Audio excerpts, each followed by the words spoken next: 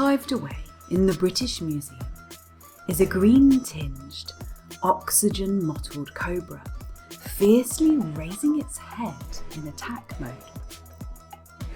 Carved into it, a ladder-like central vertebrae and some circles, right where the snake's heart and stomach would be, which look a bit like an infinity symbol.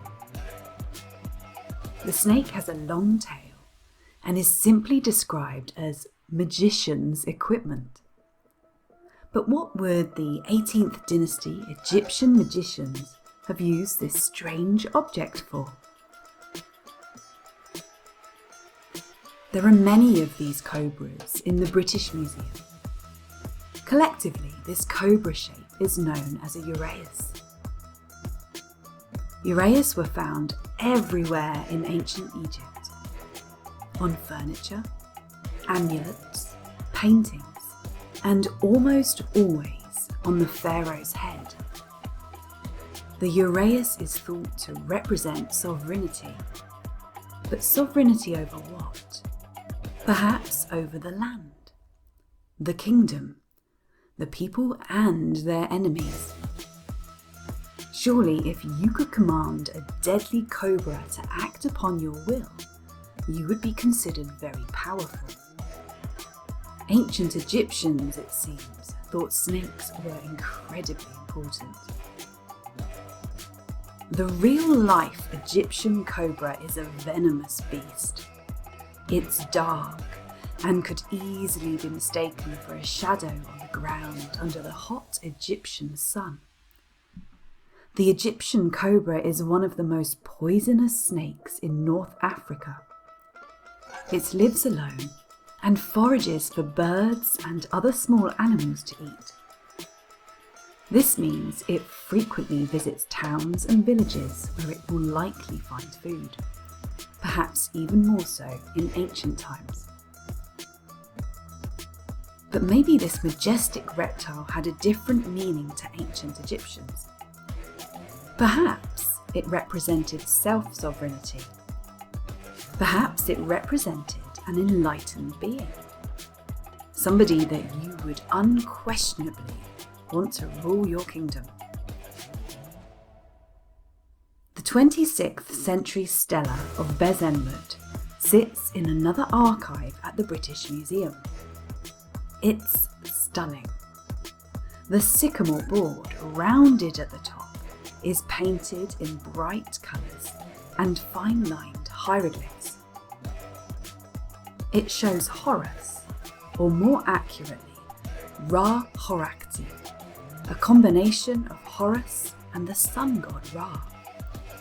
He stands behind an altar which is covered by a lotus blossom, representing rebirth.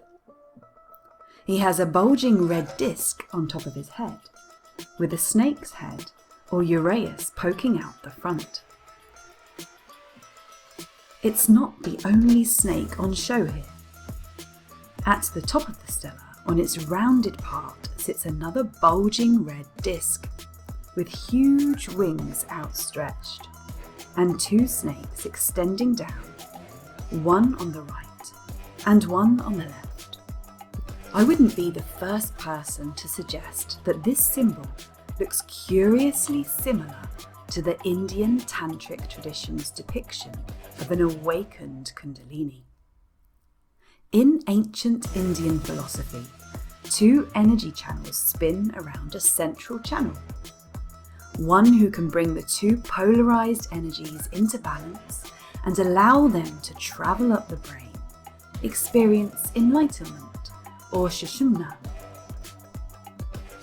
The energies meet at the pineal gland or third eye chakra, which is represented by a bright red dot on the forehead. The Indian Vedas began to be written down around about 1000 BC, but the incredible teachings were passed down verbally from teacher to student for a long time before they were officially documented. In ancient Egypt, 1000 BC was around the time of the 21st dynasty. some 500 or so years before the Stela of Bezelmut was painted. Interestingly, the Ida and Pingala are represented by the colours red and white.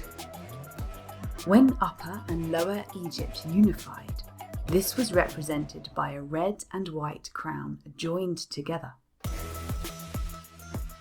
Nearly all the pharaohs had a Uraeus on their ceremonial and military headdresses. The raised snake was thought to be a representation of the goddess Wadjet, protector of Lower Egypt. She was accompanied by Nekhbet, the vulture goddess in charge of protecting Upper Egypt. Wadjet, who the ancient Egyptians commonly pictured as a snake curled around the spine of a papyrus plant, was a force to be reckoned with. As the protector goddess of Egypt, she commanded the utmost respect from her devotees, which, by the way, was the vast majority of ancient Egyptians. But she didn't always have great national appeal. If you'd have lived in the small city of Apep before the powerful pharaohs, and in a time when communities were decentralized and run by chiefs, you would have worshipped Wadjet as your local goddess. Apep grew into the city of Wadjet, and by the end of the pre-dynastic period, Wadjet was considered the personification of the whole of Lower Egypt. Towards the end of the next great age in Egyptian history, known as the Old Kingdom, Wadjet gets a mention in the very famous pyramid texts. The pyramid texts were found carved into tomb walls and intended for the eyes of the deceased pharaoh only. However, listen to the language in this example. It sounds a lot like Kundalini energy rising to me. The goddess Wadjet comes to you in the form of the living Uraeus to anoint your head with her flames. She rises up on the left side of your head, and she shines from the right side of your temples without speech.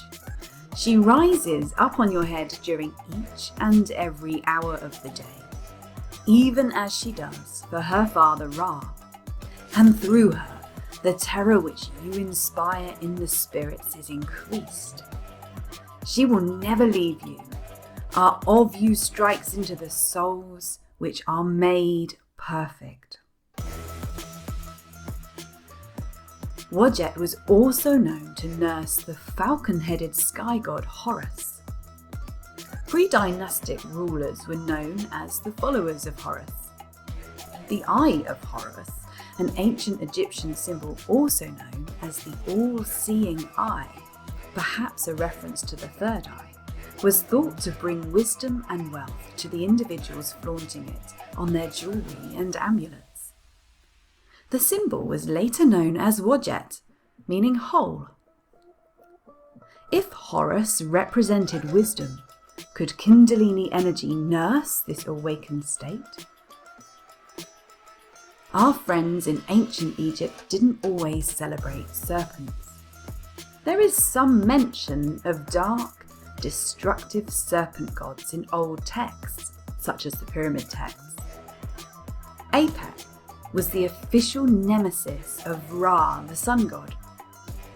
Every night, without fail, Apep would travel across the sky and attempt to eat the sun, only to be stopped by Set, who was usually the hated brother of Osiris, but in this instance had some benefit to humanity in that he was somehow able to protect himself from the trance-like state Apep cast over the other gods, which allowed him to interrupt Apep's journey towards his fiery dinner. You see, when the Old Kingdom was transitioning into the Middle Kingdom, chaos erupted. There was apparently crisis after crisis. Poverty, hardship, famine. Even wild reports of people eating their own children just to stay alive. And all manner of other dark things associated with the social unrest as the split rulers fought for power. So could it be that the tale of Apep evolved from this chaos as a teaching about balance, fighting evil, and maintaining order on a cosmic level? The ancient Egyptians were all about balance. Maat, the goddess of balance and justice, was almost at the top of the pantheon during the Old Kingdom, only being succeeded by her father Ra. The spiritual beliefs of the ancient Egyptians were essentially shamanic. They wanted to consistently seek harmony with the natural, cosmic, and physical worlds, along with the afterlife. I wonder if our snaky friends were ever really evil. Were they the superstars in teaching stories passed down from generation to generation? Teaching stories about the right use of power, or the misuse of power in an awakened soul? When your energy is fully awakened, will you be a force for good or a force for evil? Why were the ancient Egyptian gods so often depicted as carrying snakes on their royal staffs? Thoth and Heka, both associated with magic, were often depicted with serpent symbolism. The caduceus is one of the main symbols for medicine, still used abundantly today. The symbol is formed by two snakes winding around a central pole, with angelic or eagle wings spread wide at the top. Interestingly enough, the original meaning of medicine and meditation are the same. They both mean attention.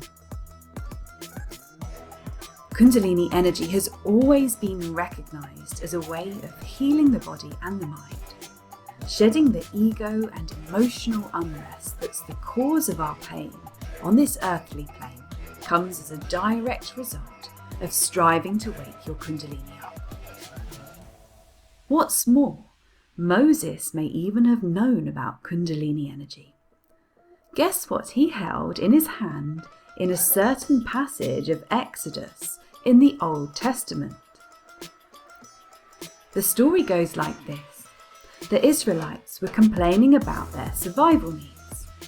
And survival needs are predominantly running the lower chakras in Indian tradition until awakened consciousness transmutes them. So God sent fiery snakes to destroy them. The awakening of Kundalini energy in the lower chakras, perhaps. And when they started praying for mercy, God told Moses to place a copper snake on a pole. When the Israelites gazed upon this strange object, they were cured of their suffering. Could this be a hidden teaching metaphor in the Bible? The pole that Moses had in his hand is known as a Nehushtan, and examples of it can be found across ancient lands.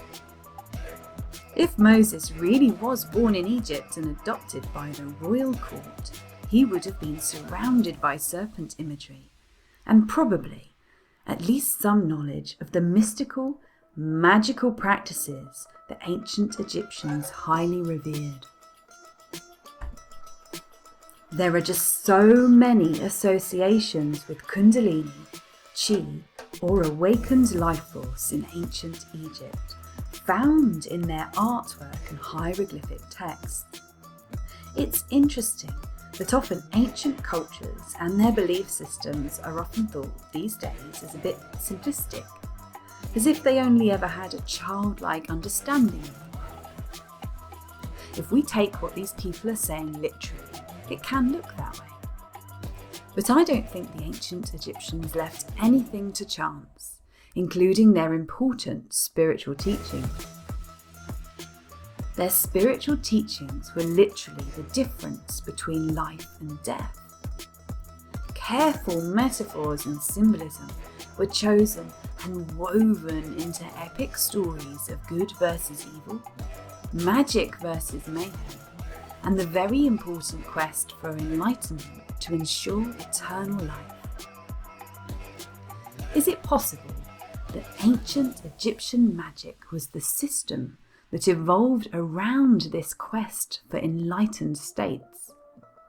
If so, snakes were one of the main ways of teaching these complicated practices.